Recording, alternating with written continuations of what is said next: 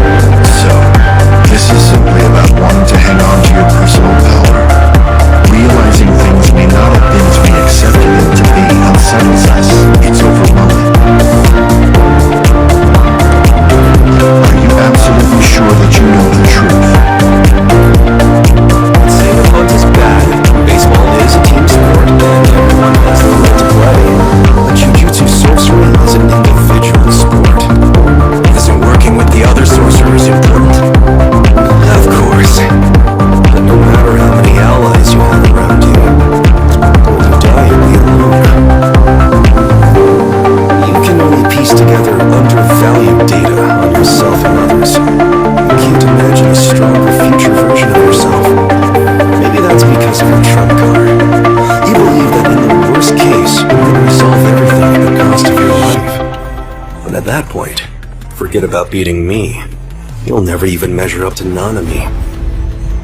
Dying to win and risking death to win are completely different. Give it your best. Be greedier. You and I are the same. Youth is a lie. It is nothing but evil.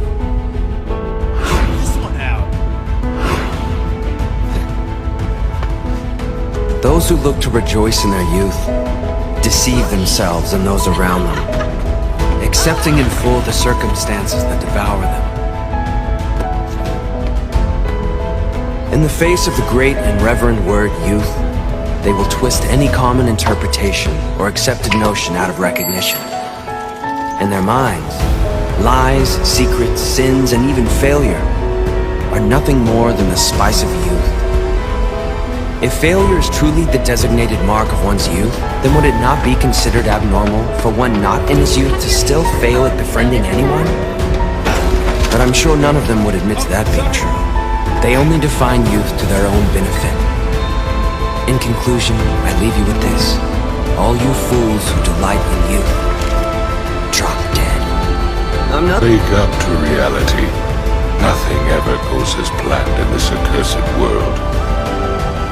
The longer you live, the more you will realize that the only things that truly exist in this reality are merely pain, suffering, and futility.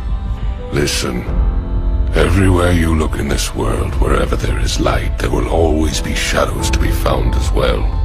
As long as there is a concept of victors, the vanquished will also exist. The selfish intent of wanting to preserve peace initiates wars, and hatred is born in order to protect love. There are nexuses, causal relationships that cannot be separated. I hate nice girls. Just exchanging hello makes me nervous. Texting just makes it even worse. If I get a call, then for the rest of the day I'll keep checking my phone history with a wide grin on my face. I know the truth. They're just being kind. Anyone kind to me is also kind to others. I always end up nearly forgetting that. If reality is cruel, then a lie is kindness. And so, kindness itself is a lie. I'd always hold expectations and I'd always misunderstand. And at some point I just stopped hoping. An experienced loner doesn't fall for the same trick twice. As a veteran on this battlefield of life, I'm an expert at losing. That's why I will always hate nice girls. If I may, I'd like to pose an interesting question. Are all human beings truly equal? These days, everywhere you go, there's talk about the fight for equality. As a wise man once said, heaven does not create one person above or below another. People like to throw his words around. That's not the whole quote. He goes on to say that while we are all equal at birth, pretty soon things begin to change. Academic effort is what sets some people apart to rise above the others. At any rate, humans change over time based on their actions. Truth be told, at the end of the day, equality is just a fantasy. And most of us go through life denying the fact that we live in a meritocracy. You don't get it. We're both motivated by our desire for peace and justice. The justice that I have delivered against the Leaf Village is no different from what you are trying to do to me. Everyone feels the same pain when losing something dear. You and I have both experienced that pain. You strive for your justice, and I strive for mine. We're both just ordinary men who have been driven to seek vengeance in the name of justice. And if one comes to call vengeance justice, such justice will only breed further vengeance and trigger a vicious cycle of hatred. Right now we live in such a cycle. I know the past and can foretell our future. It is the same as our history. So we believe that human beings simply cannot understand each other, and they never will. The shinobi world of ours is ruled by hatred, and hatred alone.